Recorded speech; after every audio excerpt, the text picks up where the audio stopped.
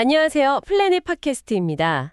청취자님, 지금 머릿속으로 한번 상상해 보시겠어요? 네, 어떤 상상이죠?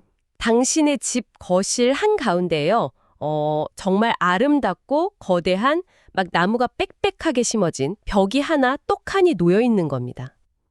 거실 한가운데에 숲으로 된 벽이요? 네, 맞아요. 사실 보기에는 너무 좋고 공기도 맑아지는 것 같잖아요. 그렇죠. 집안에 숲이 있으니까요. 미관상으로는 아주 훌륭하겠네요. 근데 주방에서 물을 한 잔 짝 마시고 소파로 가려고 하는데 그 아름다운 벽을 관통하지 못해서 한 10분 동안 삥삥 돌아서 가야만 하는 상황인 거죠. 듣기만 해도 되게 답답하시죠? 거실의 미관을 위해서는 좋을지 몰라도 이게 집안에서의 일상적인 생활이나 동선을 생각하면 엄청난 장애물이 되는 셈이네요. 바로 그겁니다. 근데 놀랍게도 이 답답한 상황이 지금 대한민국의 심장부, 그러니까 국제 금융 중심지인 여의도 한가운데서 똑같이 벌어지고 있습니다. 여의도 공원 이야기군요. 네, 맞습니다. 오늘 우리가 깊게 파고들 자료는 바로 이 거대한 장벽을 허물고 완전히 새로운 공간으로 찰바꿈시키기 위한 여의도 공원 재조성 현상 설계 공모입니다. 드디어 본격적인 변화가 시작되는 거네요. 네네. 1999년에 조성된 이후에 무려 27년이라는 시간이 흐른 이 거대한 공원이 도대체 어떤 미션을 안고 어떻게 변모하게 될지 팩트 위주로 샅샅이 해보겠습니다. 자, 이 내용을 하나씩 풀어보죠. 네, 좋습니다. 일단 가장 먼저 드는 의문은 이겁니다. 도대체 왜 지금 이 멀쩡해 보이는 공원을 완전히 뒤엎고 새로 조성해야만 하는 걸까요? 사실 자료를 보면 그 해답이 아주 명확하게 나와 있습니다. 1999년 1월에 처음 문을 연 여의도 공원은 올해로 벌써 27제를 맞이했거든요. 와, 벌써 27년이나 됐군요. 그렇죠. 27년이라는 시간은 공원 내 벤치나 포장도로, 조명 같은 물리적인 시설들이 노후화되기에 충분한 시간이죠. 근데 서울시가 이 대규모 프로젝트를 가동한 진짜 이유는 이런 표면적인 문제가 아닙니다. 그럼 진짜 이유는 뭔가요? 핵심은 방금 오프닝에서 언급하셨던 그 거실 한가운데의 벽, 그러니까 도시구조적인 물리적 단절 현상입니다. 물리적 단절이요? 사실 여의도 공원 안에서 산책하거나 자전거 타는 사람 입장에서는 그 공간이 꽤 넓고 쾌적하다고 느낄 수 있거든요. 네, 안에서는 그렇게 느끼실 수 있죠. 근데 그게 도시 전체의 맥락에서 보면 이야기가 완전히 달라진다는 거군요. 그랬습니다.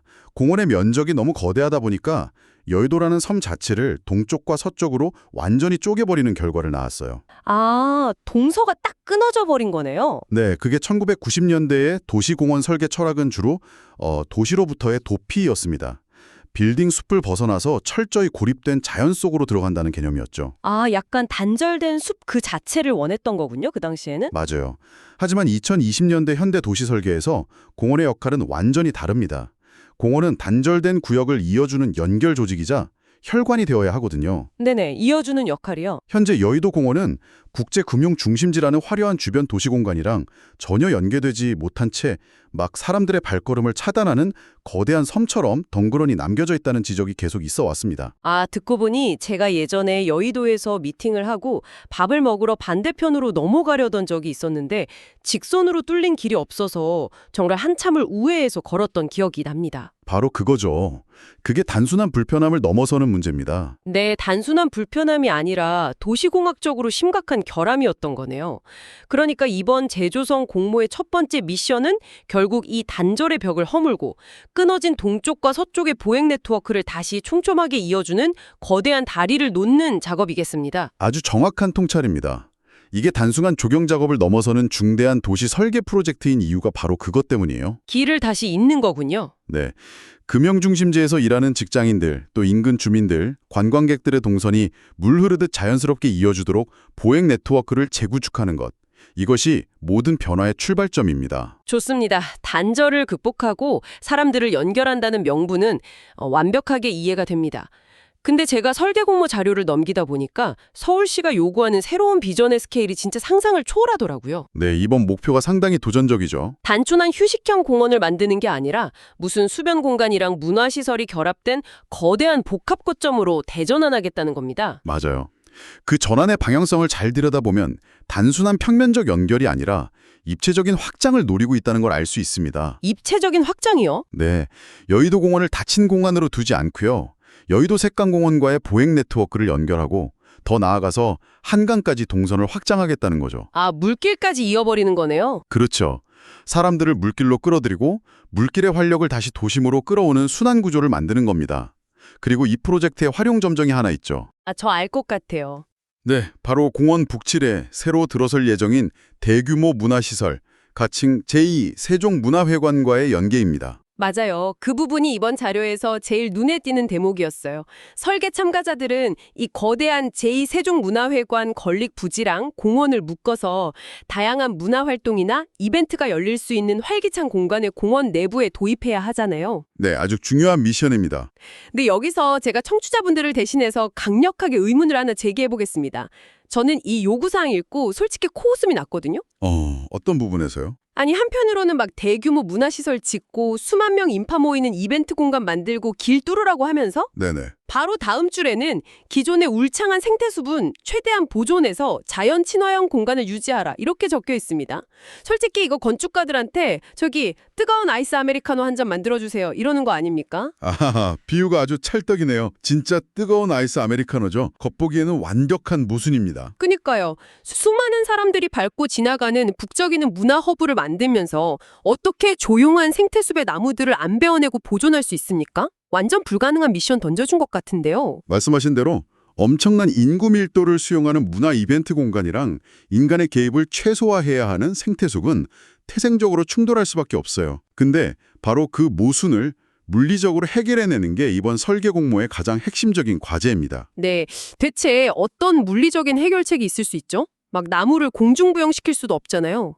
현대 건축이랑 조경 설계가 가진 입체적 공간 활용의 메커니즘을 생각해 보셔야 합니다. 입체적 공간 활용이요? 네. 과거에는 숲을 싹 밀어내고 평평한 땅을 다진 뒤에 그 위에 건물을 올렸잖아요. 근데 이제는 지형 자체를 조작합니다. 아, 지형을 조작한다. 예를 들어서 숲의 지반을 그대로 살리면서 그 아래 지하 공간이나 반지하 형태의 지형을 파내서 대규모 문화시설을 숨겨 넣을 수도 있고요. 밑으로 파고 들어가는 거군요. 그렇죠. 아니면 기존 생태숲의 나무 뿌리들을 건드리지 않고 숲의 수관, 그러니까 나무 꼭대기 높이를 따라서 굽이치는 공중보행교를 설치하는 겁니다. 그렇게 사람들의 동선과 자연의 영역을 위아래로 분리할 수도 있죠. 아, 평면적인 도화지 위에서 구역을 놔두는 게 아니라 공간을 막 3차원으로 쪼개서 땅 아래는 문화 허브로, 지상과 공중은 생태숲으로 겹겹이 쌓아 올릴 수도 있다는 거군요. 맞습니다. 자연이 주는 치유와 쾌적함이라는 본질은 고스란히 지켜내면서도 그 공간 안으로 사람들을 끊임없이 끌어들일 문화적 활력을 완벽하게 결합해내는 것. 네네. 그것이 바로 여의도가 단순한 업무지구를 넘어서 글로벌 경쟁력을 갖춘 미래 지향적 랜드마크로 도약하기 위한 필수 조건입니다. 이 퍼즐을 가장 우아하게 풀어낸 설계자가 결국 승자가 되겠죠. 와, 설명을 듣고 나니까 이게 단순한 조경공사가 아니라 진짜 최첨단 공간공학이라는 생각이 확 듭니다. 정말 고도의 기술과 아이디어가 필요한 작업이죠. 자, 그럼 설계자들이 풀어야 할 이 엄청난 난제를 확인했으니까 현실적인 조건으로 넘어가 보겠습니다. 이 거대한 밑그림을 그리기 위해서 주어진 예산과 규모, 즉 숫자의 세계를 들여다볼 차례인데요. 네, 숫자 중요하죠. 청취자님, 이 스케일을 머릿속으로 그려보시면 정말 입이 떡 벌어지실 겁니다. 네, 이번 현상 설계 공모의 대상지 면적이 자그마치 19만 5,539제곱미터에 달합니다. 네, 참고로 이 면적은 아까 말씀드린 제2세종문화회관이 들어설 부지를 제외한 순수 공모 대상지의 크기입니다. 와, 이게 숫자로만 들으면 어느 정도인지 확 와닿지가 않는데 축구장으로 치면 대략 27개 정도가 빽빽하게 들어가는 엄청나게 광활한 면적입니다. 정말 거대하죠. 근데 면적보다 저를 더 놀라게 한 건 바로 예산이었어요. 아, 예산 보셨군요. 네, 이 축구장 27개짜리 도화지 위에 그림을 그리는 설계비로만 약 14억 4천만 원, 정확하게는 14억 4,416만 8천 원이 책정되어 있습니다. 네네. 그리고 설계가 다 끝나고 실제로 땅을 파고 나무를 심는 데 투입될 공사비가 약 516억 원입니다. 엄청난 숫자죠. 516억 원. 저 처음 이 숫자 봤을 때 아니 공원에 나무 좀 다시 심고 길 내는데 무슨 500억 원이 넘게 들어가나? 약간 그렇게 생각했거든요. 아, 사실 많은 분들이 딱 그렇게 생각하실 수 있습니다.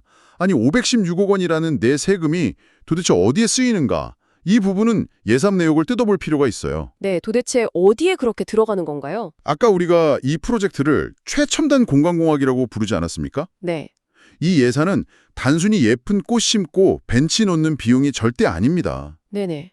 여의도 공원이 앞으로 50년, 100년을 버틸 미래형 도시 허브로 기능하려면 겉으로 보이지 않는 거대한 뼈대, 즉 스마트 인프라가 깔려야 합니다. 스마트 인프라라고 하면 구체적으로 어떤 것들을 말하는 거죠? 예를 들어서 요즘 기후변화로 인한 극단적인 폭우가 잦잖아요. 그에 대비해서 빗물을 흡수하고 저장하는 대규모 지하 생태 수자원 시스템을 구축해야 합니다. 아, 땅속에 물탱크 같은 걸 만드는 거군요. 네, 그리고 수만 명의 인파가 몰리는 문화 이벤트가 열릴 때 그 엄청난 하중을 견뎌내는 구조물, 또 전력망, 음향과 조명을 감당할 지중화된 설비들도 다 필요하죠. 아, 그냥 잔디밭이 아니라 완전 공연장 세팅을 밑에 깔아두는 거네요. 맞습니다. 또 한강 셋강이랑 연결되는 입체적인 보행교를 띄우기 위한 고도의 토목 공사비도 이 안에 다 포함되어 있습니다. 네네. 결국 이 516억 원은 도시의 생명력을 연장하고 시민의 안전과 문화를 보장하기 위한 보이지 않는 거대한 기계실을 짓는 데 들어가는 필수적인 투자 비용인 셈입니다. 와, 겉으로는 그냥 푸른 생태숲인데 그 밑동이랑 구조는 완전 최첨단 기술로 무장된 요새를 짓는 거나 다름없군요. 정확합니다. 듣고 보니까 516억 원이라는 공사비가 결코 과한 게 아니라는 생각이 듭니다. 자, 그럼 비전도 확인했고 516억 원짜리 거대한 스케일도 체감했습니다. 이제 청취자분들이 가장 궁금해하실 타임라인으로 넘어가 보죠. 네, 일정도 아주 흥미롭죠. 이 압도적인 프로젝트를 도대체 누가, 언제, 어떻게 실행에 옮기는 걸까요? 우리가 지금 이 이슈를 파고드는 시점이 2026년 4월 6일인데 자료에 따르면 공모 공고가 불과 3일 전인 4월 3일에 올라왔습니다. 상황이 아주 긴박하게 돌아가고 있어요. 네, 아마 전 세계의 대형 조경, 건축 설계 사무소들이 지금쯤 완전 비상체제에 돌입했을 텐데요. 일정을 자세히 보면 참가 등록 마감일이 한 달 뒤인 5월 7일 오후 5시까지입니다. 5월 7일이요? 네, 그 사이 설계자들이 서울시에 질문을 던지는 질의 접수가 4월 22일까지 진행되고요. 그에 대한 공식 답변이 5월 4일에 제공됩니다. 질문 기간도 짧네요. 네, 그리고 가장 숨막히는 일정은 바로 최종 작품 접수 마감일입니다. 6월 4일 오후 5시가 되면 모든 설계안이 제출되어야 하거든요. 잠깐만요. 4월 초에 공고 띄워놓고 최종 마감이 6월 4일이라고요? 단 2달 아닙니까? 네, 딱 60일 정도 주어지는 셈이죠. 아니 그 거대한 19만 5천 제곱미터의 공간을 그것도 생태숲이랑 복합 문화허브를 막 3차원으로 융합하는 그 뼈 빠지는 설계를 2달 만에 해내야 한다고요? 이게 물리적으로 가능한 시간인가요? 밖에서 일반적인 시각으로 보면 터무니없이 짧은 시간으로 보일 수 있죠. 그쵸, 너무 짧잖아요. 근데 이런 글로벌 메가 프로젝트의 이면을 보면 대형 설계 사무소들은 서울시의 마스터 플랜 발표나 예비 타당성 조사 단계부터 사실 이미 수년 전부터 이 부지를 계속 연구하고 자체적인 시나리오를 돌려보고 있었을 겁니다. 아, 미리 준비를 하고 있었을 거다. 네, 그럼에도 불구하고 막상 구체적인 지침이 떨어지고 나면 60일간의 밤샘 강행군은 피할 수 없죠. 고도의 집중력과 창의력이 폭발하는 막 말 그대로 압력밥솥 같은 2달이 될 겁니다. 와, 그 엄청난 압력을 견뎌낸 결과물들이 6월 4일에 쏟아져 나오겠군요. 그럼 그 수많은 아이디어 중에 단 하나의 승자를 도대체 어떻게 뽑아내는 겁니까? 심사 과정도 아주 속도감 있게 진행되는데요. 6월 18일에 1차 심사를 통해 옥석을 먼저 가려내고 딱 일주일 뒤인 6월 25일에 2차 심사 및 공개 프레젠테이션이 열립니다. 일주일 만에 2차 심사요? 네, 심사위원회 구성도 눈여겨볼 만한데 조경뿐만 아니라 건축, 도시 분야의 저명한 대학 교수와 전문가 총 7명으로 구성되어 있어요. 공원이 단지 조경의 문제가 아니라 건축과 도시 설계의 융합이라는 점을 다시 한번 확인시켜주는 대목이죠. 아, 융합 예술이네요. 네, 그리고 2차 심사가 끝나는 당일 6월 25일에 최종 당선작이 세상에 공식 발표됩니다. 와, 6월 25일이면 앞으로 2달 남짓 뒤에 서울의 미래를 바꿀 밑그림이 공개되는 거네요. 최종 당선자한테는 이 516억 원짜리 프로젝트의 기본 및 실시 설계 계약에 대한 우선 협상권이 주어지는 거고요. 네, 어마어마한 보상이죠. 아쉽게 탈락한 입상자들에게도 순위에 따라 차등 보상이 이루어집니다. 자, 근데 여기서 제가 가장 현실적인 질문 하나 던지겠습니다. 치열한 공모전도 좋고 멋진 조감도도 좋은데 그래서 우리 청취자분들은 언제 이 새롭고 멋진 미래형 공원을 직접 걸어볼 수 있는 건가요? 6월에 당선자 나오면 뭐 가을부터 바로 땅 타기 시작합니까? 아, 그게 그렇지가 않습니다.